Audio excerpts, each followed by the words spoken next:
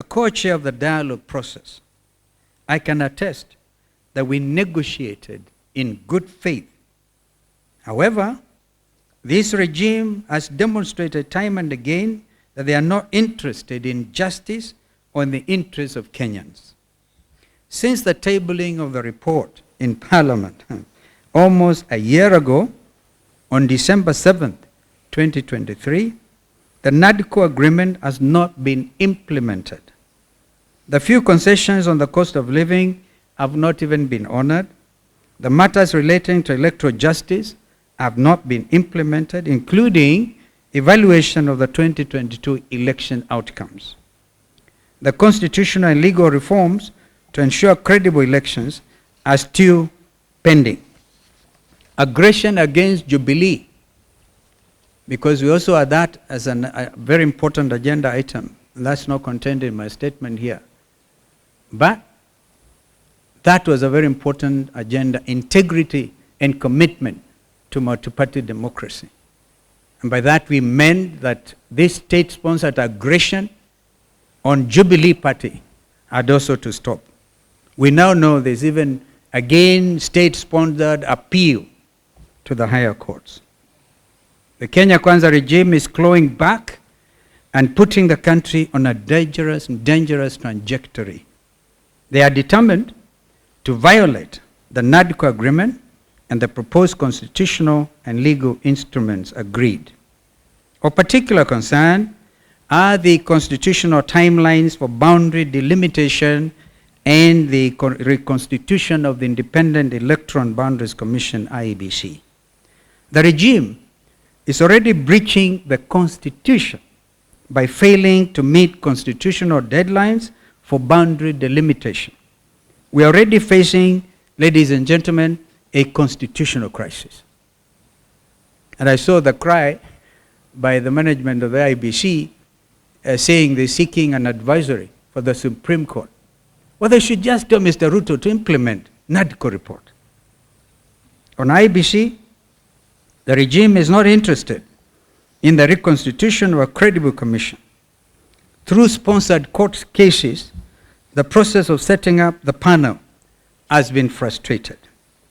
We have a simple question for the judiciary, which, as we say, the last line of defense for democracy. Did the Constitution envisage a situation where the commissioners of the IEBC are not in office?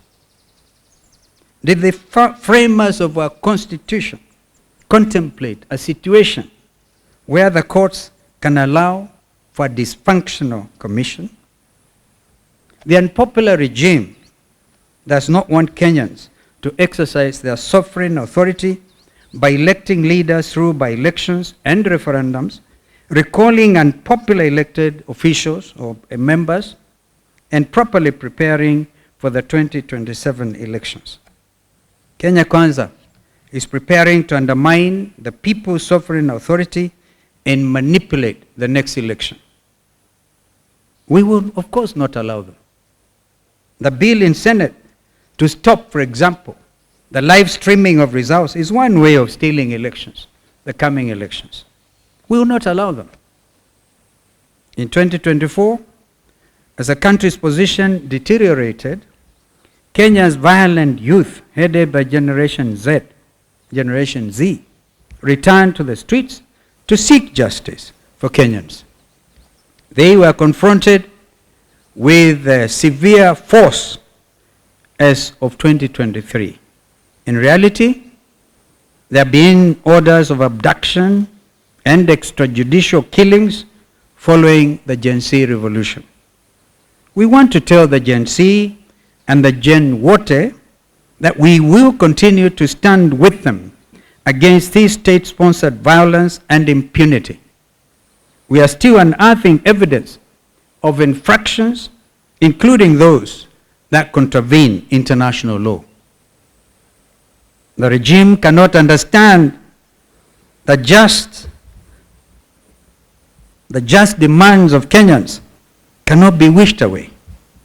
As the lives of Kenyans become intolerable and precarious, we continue to demand justice. The next mandamanos will resolve Kenya's problems once and for all. Finally, we want to warn the Kenya Kwanza regime in the clearest possible terms. We will not allow A, the balkanization of our nation. B, we will never again allow the rigging of elections. And C, we will continue to resist against oppression, come what may. Thank you very much, and may God bless our country, Kenya. Asanteni. Kama kuna swali, but probably before you